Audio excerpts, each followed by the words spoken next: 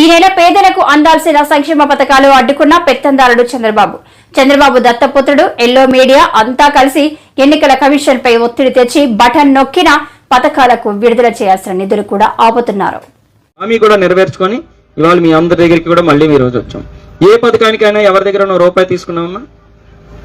అమ్మఒడి దగ్గర రూపాయి 10 రూపాయలు లంచం అడిగామా? డ్వాక్రా రుణమాఫీ దగ్గర ఒక 50 రూపాయలు లంచం అడిగామా? అంటే రైతు భరోసా దగ్గర ఎక్కడైనా ఒక 5 రూపాయలు లంచం అడిగామా? ఎక్కడా లేదు. 1 రూపాయి అవినీతి లేదు. మీరు ఈ నాయకుల చుట్టూ తిరిగారా పథకాల కోసం? లేదు. అధికారుల చుట్టూ తిరిగారా పథకాల కోసం? లేదు. వాలంటీర్ ద్వారా మీ ఇంటి గుమ్మం దగ్గరికే తెచ్చిచ్చేటువంటి కార్యక్రమం. ఏమ్మా మీ డిపో ఎక్కడ ఉండేదమ్మా? రేషన్ డిపో ఎక్కడమ్మా? కాలనీలో కదా. గుర్తుందా? తెల్లారు 4 గంటల సంచులు పట్టుకొని నిలబడేవని, కోటా కోసం సంచులు పట్టుకొని తెల్లారి 4 గంటలకు వెళ్ళాక నిలబడేవాని, గంటల లైన్లో నిలబడేవాని. ఆ డీలర్ మూడు బాగుంది అనుకోండి, 15-20 మంది బాగానే ఇచ్చేవాడు. ఆ తర్వాత చిరాకు వస్తుంది. ఇవన్నీ పడేవాని గుర్తెచ్చుకోండి ఒకసారి. ఆ డీలర్ తిట్టే తిట్లు పడేవాని, అక్కడ శ్రమ పడేవాని, ఎండైనా వానైనా జలైనా లైన్లో నిలబడాల్సింది. కానీ ఈ రోజమ్మా మన ఇంటికి ముందరికే రేషన్ తెచ్చిస్తున్నారు. అవునా కదా? మరి మీరే ఆలోచించండి, ఏ ప్రభుత్వం కావాలి మనకి? సంచులు పట్టుకొని అక్కడ మనల్ని నిలబెట్టే ప్రభుత్వం కావాలా? మన ఇంటి గుమ్మం దగ్గరికే తెచ్చిచ్చేటువంటి ప్రభుత్వం కావాలి. పెన్షన్లు తీసుకునే వాళ్ళు ఎవరున్నారు ఇక్కడ? ఎవరున్నారా పెన్షన్ తీసుకునే వాళ్ళు? ఉన్నారమ్మా? అమ్మా, గతంలో పెన్షన్ తీసుకోవాలంటే పంచాయతీ ఆఫీస్ దగ్గరికి వెళ్ళి నిలబడేవాళ్ళని, ఎండనక వాననక చల్లనక. ఈ రోజు మన ఇంటి దగ్గరికి పెన్షన్ తెచ్చిస్తున్నారా? మన ఇంటికి ముందర తెచ్చిస్తున్నారు లేదు వాలంటీర్. మరి ఈ నెల పోయిన నెల ఎక్కడ తీసుకున్నారమ్మా? ఈ నెల పోయిన నెల ఎక్కడ తీసుకున్నారు? ఈ నెల బ్యాంకుల్లో, పోయిన నెలేమో సచివాలయంలోని. ఏం వాలంటీర్లు ఇవ్వాలి కదా పెన్షన్? వాలంటీర్లు ఇవ్వాలా? ఎందుకు ఇవ్వలేదు? ఇక్కడ వాలంటీర్లు ఎవరు వచ్చారు? లేరా? ఇవ్వాలి కదా వాలంటీర్లు, ఎందుకు ఇవ్వలేదమ్మా? తెలీదా? నేను చెప్తాను. ఏది నాకు చూస్తుంది.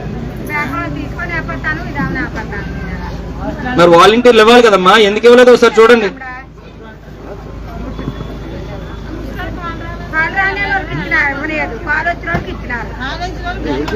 ఉండండి అమ్మా, 1 నిమిషం. అమ్మా ఈయన ఏ పార్టీయో కనబడుతుందా మీకు? ఏ కండువా వేసుకున్నాడమ్మా? చూడండి ఒక్కసారి. ఈయన ఏం మాట్లాడారో మీకు వినిపిస్తాను, మీకే వినిపిస్తాను.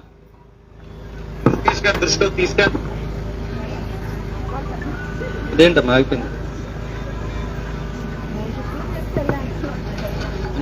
చంద్రబాబు నాయుడు గారికి లోకేష్ గారి దృష్టిలో తీసుకెళ్ళడం, వాళ్ళ ఎలక్షన్ కమిషన్ కి ఇవ్వడం. ఇప్పుడు ఏదైతే ఉన్నదో ఈ రోజు నుంచి పెన్షన్స్ గానీ, నెక్స్ట్ మంత్ పెన్షన్స్ గానీ వాలంటీర్ వ్యవస్థను ఎక్కడా కూడా ఇన్వాల్వ్ చేయకూడదని చాలా clear guide lines election commission ఇచ్చింది. మీరు చంద్రబాబు నాయుడు గారికి లోకేష్ గారి దృష్టిలో తీసుకెళ్ళడం, వాళ్ళ ఎలక్షన్ కమిషన్ కి ఇవ్వడం. ఇప్పుడు ఏదైతే ఉన్నదో ఈ రోజు నుంచి పెన్షన్స్ గానీ, నెక్స్ట్ మంత్ పెన్షన్స్ గానీ వాలంటీర్ వ్యవస్థను ఎక్కడా కూడా ఇన్వాల్వ్ చేయకున్నారా? ఈయన టీడీపీ తరఫున ఎమ్మెల్యేగా పోటీ చేస్తున్నాడు. ఈయనే చెప్తున్నాడు, నేనే చంద్రబాబు నాయుడు దృష్టికి లోకేష్ దృష్టికి తీసుకెళ్లాను, వాళ్ళు ఎలక్షన్ కమిషన్ కంప్లైంట్ ఇచ్చారు, ఇక మీద పెన్షన్లు వాలంటీర్ వ్యవస్థ ద్వారా ఎక్కడ ఇన్వాల్వ్ చేయకూడదని నేనే ఆపించానని ఎంత గొప్పగా చెప్పుకుంటున్నాడు. చూడండి, నేను అన్న మాటలు కాదు కదమ్మా, ఉన్న వాస్తవమే కదా మీ ముందు. ఈయన చూడండి, ఈయనేమంటాడు? ఈయన చూడండి ఏమంటాడు? ఏ గుర్తు కనబడుతుందా వెనకతల? సైకిల్. ఏ గుర్తు కనబడుతుంది వెనకతల? ఈయనేమంటాడు వినండి. పెన్షన్ ఇవ్వడానికి ఎంత హంగామా చేస్తారు, అంత బాగా అక్కడ ఇబ్బంది పడలేవు. ఈడిచ్చే 3000 కదా, లేకపోతే చచ్చిపోతారా? చూడండి అమ్మ, ఈడిచ్చే 3000 లేకపోతే చచ్చిపోతారు. పెన్షన్ లేకపోతే పోయింది ఏముందని అడుగుతున్నాడు. మళ్ళీ వినండి. పెన్షన్ ఇవ్వడానికి ఎంత హంగామా చేస్తారు, అంత బాగా అక్కడ ఇబ్బంది పడలేవు. ఈడిచ్చే 3000 కదా, లేకపోతే చచ్చిపోతారా? ఏమా మీలో ఎంతమంది ఎప్పుడెప్పుడు 1వ తారీఖు వస్తుందా, ఎప్పుడు వాలంటీర్ వచ్చి మా ఇంటికి పెన్షన్ డబ్బులు ఇస్తాడా జగన్మోహన్ రెడ్డి గారు ఎదురు చూసే వాళ్ళు ఎంతమంది ఉంటారమ్మా? ఉన్నారా? మరి ఇదే 3000 రూపాయలు అలా కాదు. మీ కొడుకులు చూడకపోయినా, పిల్లలు పట్టించుకోకపోయినా, భర్త చనిపోయినా ఎవరి దగ్గర దేహి అని చేయి చాపకుండా అడుక్కునే పరిస్థితి లేకుండా గౌరవంగా మన ఖర్చులు, మన మందులు మనం కొనుక్కుంటున్నాం అంటే జగన్మోహన్ రెడ్డి ఇచ్చే 3000 రూపాయలతోనే కదా. అవునా కదా? అలాంటిది పట్టుకొని ఇడిచ్చే 3000 లేకపోతే చచ్చిపోతారని ఒకటి అంటాడు, ఇంకోటేమో పెన్షన్ ఏమో వాలంటీర్లు తీసుకెళ్లకుండా నేనే ఆపానంటాడు. అనకాపల్లి కూటమి ఎంపీ ఎమ్మెల్యే అభ్యర్థులు కొనతాల రామకృష్ణ, సీఎం రమేష్ ప్రజా సమస్యలపై తనతో ఓపెన్ డెబిట్ కి రావాలని వైసీపీ నాయకుడు అడారి కిషోర్ కుమార్ సవాల్ విసిరారు. బుధవారం ఆయన మీడియాతో మాట్లాడుతూ అంశం మరీ ముఖ్యంగా ఇవాళ జగన్మోహన్ రెడ్డి గారి సంక్షేమ ఫలాలు, సంక్షేమ పథకాలు ఆంధ్రప్రదేశ్ రాష్ట్రం అంతా విస్తరిస్తున్నటువంటి తరుణంలో ఏదైతే డీబీటీ డైరెక్ట్ బెనిఫిషరీ ఉందో ఆ డీబీటీని ఈ రోజు మేము ఎలక్షన్స్ అయిపోయే వరకు రద్దు చేస్తున్నామని చెప్పి ఎలక్షన్ కమిషన్ అనటం చాలా శోచనీయంగా ఉంది. నేను రిక్వెస్ట్ చేస్తా ఉన్నాను, we all have due respects towards the election commission of India and also election commission of Andhra Pradesh. Sir, గత 40 సంవత్సరాల నుంచి ఎన్నికలలో పోటీ చేసినటువంటి అభ్యర్థులు ఆయా పార్టీలు ఆయాచితంగా కేవలం ఎన్నికల ముందు మాత్రమే ప్రవేశపెట్టినటువంటి, గతంలో తెలుగుదేశం పార్టీ ప్రవేశపెట్టినటువంటి పసుపు కుంకుమ పథకం కూడా ఎన్నికల ముందు 20 రోజులు మాత్రమే ఇవ్వడం జరిగింది.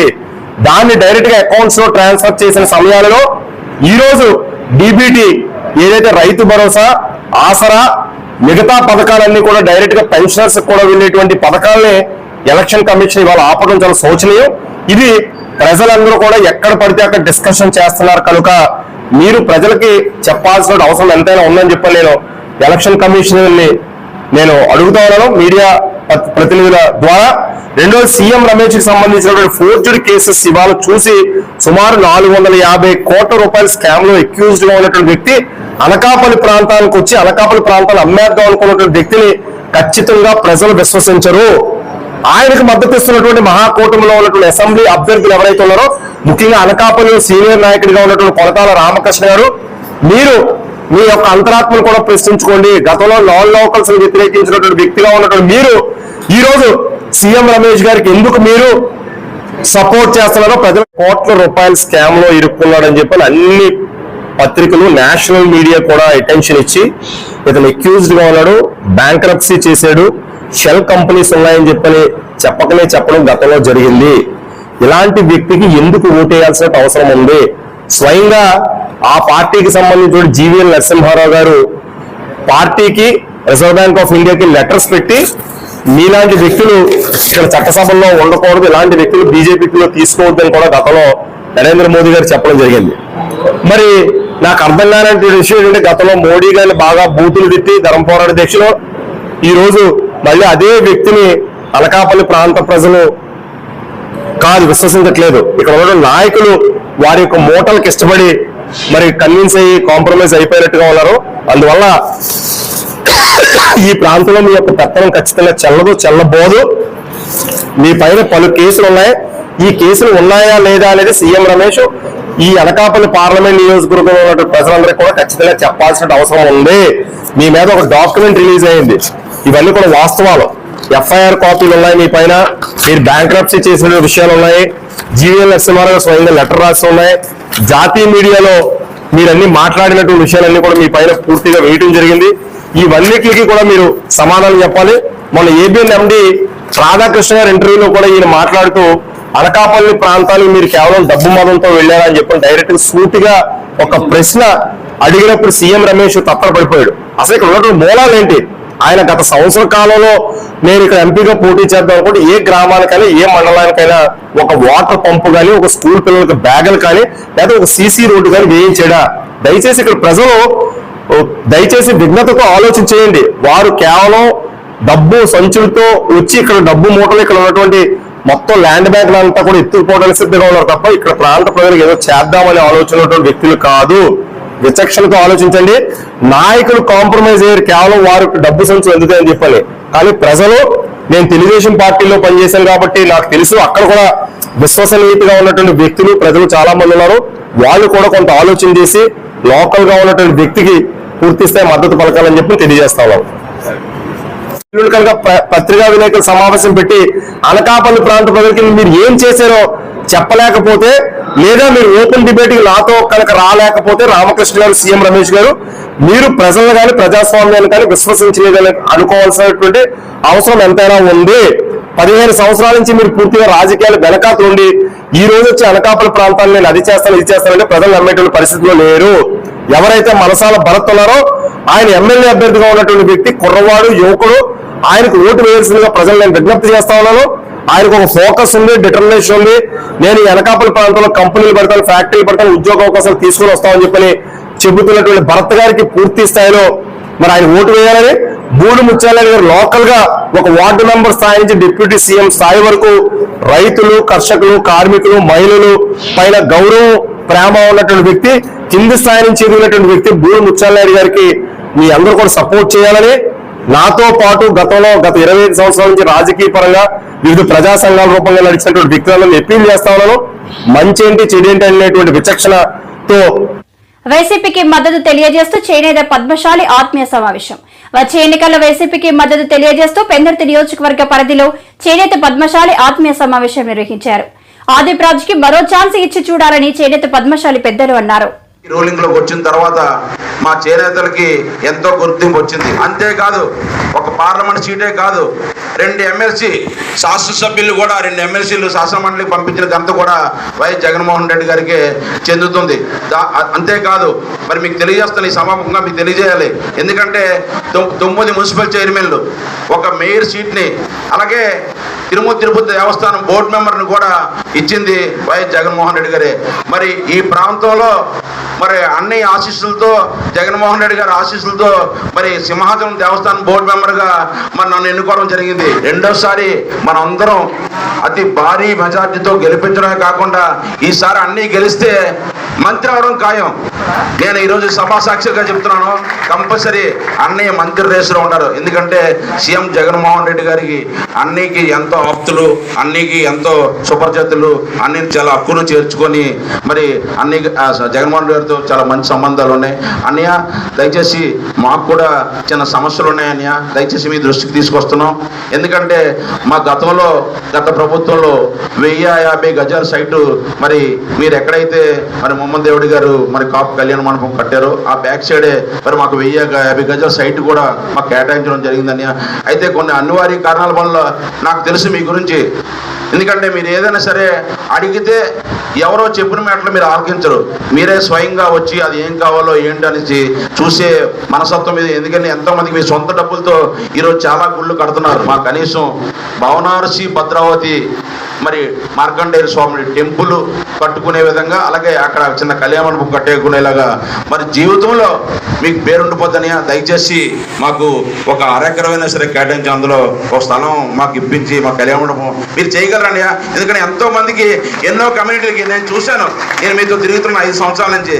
ఎందుకంటే చిన్న సామాజిక భవనం కాకపోతే ఈ మధ్య కాలంలో నేను మీకు ఈ 4 రోజుల్లో మీరు ఎంతమందికి ఎన్ని రకాలుగా డబ్బులు ఇచ్చి కనీసం కాంపౌండ్ వాళ్ళ దగ్గర నుంచి మీరు గుళ్ళు కూడా కట్టించారని అనే దయచేసి మరి నన్ను ఆశీర్వదించి మా చేనేతలందరూ ఆశీర్వదించి మీరు ఎంతో మందికి ఎన్నో రకాలుగా చేశారు. మీకు భగవంతుడు కంపల్సరీగా మిమ్మల్ని గెలిపిస్తాడు, మేమందరం గెలిపిస్తాం 100%. ఇందులో డౌట్ ఏ లేదు. ఎందుకంటే మీకు మంచి మనస్సు ఉంది, మీకు మంచి పేరుంది, మీకు ఆ భగవంతుడు మరి ఇంకా మంచి ఉన్నత పదవులు అభినందించాలని కోరుకుంటూ మరి ఇప్పుడు మన సూర్యబాబు గారు చెప్పారు ఇక్కడ కావాల్సినవి ఈ స్థలం కానీ భవనాన్ని గుడి కట్టడానికి కానీ.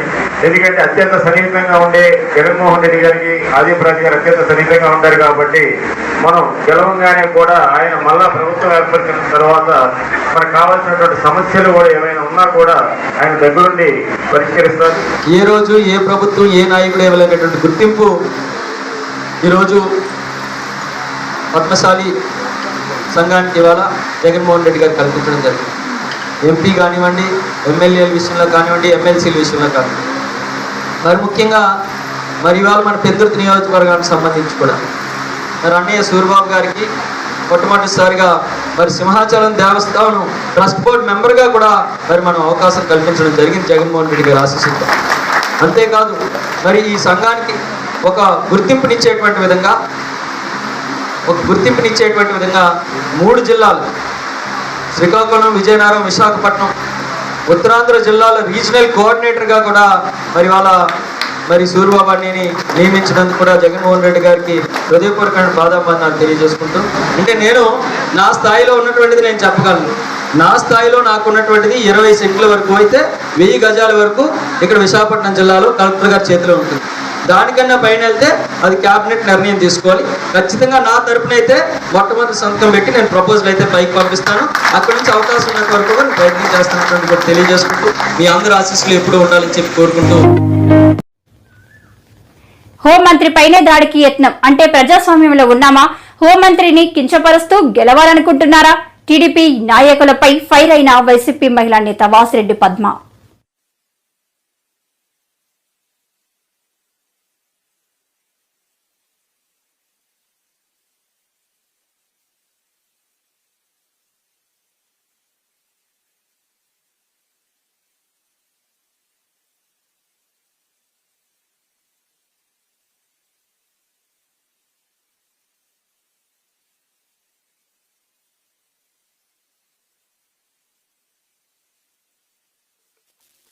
బనగానపల్లిలో టీడీపీ మనుషులు మహిళలపైన దాడులు చేయడం ఇవేవి చంద్రబాబు గారికి తెలియకుండా జరిగాయని అనుకోవాలను. చంద్రబాబు గారు ఈ రోజున మహిళల పట్ల తెలుగుదేశం పార్టీ గూండాలుగా నాయకులని వదులుతున్నటువంటి తీరు మనం చూస్తూ ఉన్నాం. ఇది దేనికి సంకేతమని మాట్లాడుతూ ఉన్నాం. ఇవాళ హోమ్ మినిస్టరు దళిత మహిళ ప్రచారంలో ఉన్నటువంటి మనిషి మీద ఒక ఇంటి మీద దాడి చేసి ఏకపక్షంగా కర్రలతోటి అంటే ఆమెని డైరెక్ట్గా ఆమె పైన అటాక్ చేయాలనేటటువంటి దుర్బుద్ధితోటి ఎవరి ప్రోద్బలంతో జరుగుతున్నాయి ఈ మహిళలపైన వరుసగా సంఘటనలు జరుగుతున్నటువంటి చూస్తుంటే చంద్రబాబు సాక్షాత్తు నిన్న బహిరంగ సభలో మాట్లాడుతూ ముఖ్యమంత్రి గారిని పట్టుకొని అమ్మ మొగుడు ఇట్లాంటి మాటలు చాలా బూతులుగా ఆయన మాట్లాడినటువంటి తీరు, మహిళల పట్ల చాలా అగౌరవంగా వ్యవహరిస్తున్నటువంటి పద్ధతి, సాక్షాత్తు తన మనుషుల్ని తన అనుచరులని హోంమంత్రి అని లేదు, లేకపోతే మిగతా నాయకులని లేదు, మహిళల పట్ల ఒక దాడికి భౌతిక దాడులకి పాల్పడుతున్నటువంటి తీరు చూస్తుంటే ఇవాళ చంద్రబాబు ఒక ఫ్రస్ట్రేషన్ లో ఓటమి భయంతో చివరికి ఒక భయభ్రాంతుల్ని చేసైన హోమ్ మినిస్టర్ లాంటి మహిళల్ని లేకపోతే మరొక బలమైనటువంటి మహిళా లీడర్లను అందరినీ కూడా ఒక భయభ్రాంతులకు గురి చేసి వాళ్ళని కట్టడి చేసి ఎన్నికల్లో గెలవాలనేటటువంటి ఒక దుష్ట పన్నాగం ఈ రోజున చంద్రబాబు దగ్గర నుంచి మనకు కనపడుతోంది. మహిళలకు సంబంధించినటువంటి పథకాలని డీబీటీ ద్వారా అందకుండా ఎలక్షన్ కమిషన్ మీద ఒత్తిడి తీసుకొచ్చి ఆపారు. ఆసరా, చేయూత లాంటి డైరెక్ట్ గా మహిళలకు అందేటటువంటి పథకాలు వాటిని ఆపారు. మరో పక్కన మహిళలకు సంబంధించినటువంటి అన్ని విషయాల్లో ఈ రోజున వాళ్ళ గౌరవాన్ని కించపరిచేటటువంటి విధంగా సాక్షాత్తు చంద్రబాబు నాయుడే మాట్లాడుతున్నాడు. మరో పక్కన హోమ్ మినిస్టర్ లాంటి మహిళల పట్ల కూడా డైరెక్ట్ అటాక్లకి ఒక ఉసిగొలుపుతున్నారు. పైన అధిష్టానం సంకేతం లేకుండా, చంద్రబాబు గారి సంకేతం లేకుండా ఈ రోజున హోమ్ మినిస్టర్ మీద, దళిత మహిళ మీద దాడులకు పాల్పడేటటువంటి ధైర్యం తెలుగుదేశం పార్టీ నాయకులు చేస్తారా? ఇది డైరెక్ట్ గా చంద్రబాబు ప్రోద్బలంతో జరుగుతున్నటువంటి దాడులు అనడానికి ఎటువంటి సందేహం ఇవాళ మాకు కలగడం లేదు. గతంలో కేంద్ర హోమ్ మినిస్టర్ అమిత్ షా మీద తిరుపతిలో రాళ్లేయించినటువంటి గనులు ఈ తెలుగుదేశం పార్టీ వాళ్ళు. అంటే మీకు కేంద్ర హోమ్ మినిస్టర్ అంటే లెక్కలేదు, రాష్ట్ర హోమ్ మినిస్టర్ అంటే లెక్కలేదు, మహిళలంటే లెక్కలేదు, దళితులంటే లెక్కలేదు. ఇష్టానుసారంగా మీరు దాడులకి రాళ్లతోటి కర్రలతోటి దాడులకు పాల్పడతారు. మీరు ఈ రోజు జగన్మోహన్ రెడ్డి గారి ప్రభుత్వము అరాచకాలు అని చెప్పి మాట్లాడతారు. చంద్రబాబు అరాచకాల గురించి మాట్లాడేటటువంటి అర్హత మీకుందా? ఇవాళ ఎవరు ప్రతిపక్షంలో ఉండి కూడా కవ్వింపు చర్యలకి దాడులకి పాల్పడుతుంటే సంయమనం పాటిస్తూ అధికారంలో ఉన్నా కూడా గత 5 ఏళ్లుగా కూడా సంయమనం పాటిస్తూ ఈ రోజున పరిపాలన జరగాలి, పేద ప్రజలకు మంచి జరగాలి, మహిళలకు మేలు. బొత్స వ్యాఖ్యలకు కౌంటర్ ఇచ్చిన సీఎం రమేష్ బంగాళాఖాతంలో కలిసిపోయేది వైసీపీ పార్టీయే అని అనకాపల్లి ఎన్డీఏ ఎంపీ అభ్యర్థి సీఎం రమేష్ విమర్శలు చేశారు. ఏదో మాట్లాడాడు, అసలు భారతీయ జనతా పార్టీ ఎక్కడుంది అది బంగాళాఖాతంలో పోతుందని. బంగాళాఖాతంలో పోయేది వైఎస్ఆర్ జగన్ పార్టీ వాళ్ళ బ్యాండ్ గ్రూపు. అవునా కదా? నేను చెప్తున్నా, రాసి పెట్టుకోండి. రేపు జూన్ 4వ తారీఖు తర్వాత ఇది బొత్స ఆయన్న పార్టీల దగ్గరకు వస్తాడు.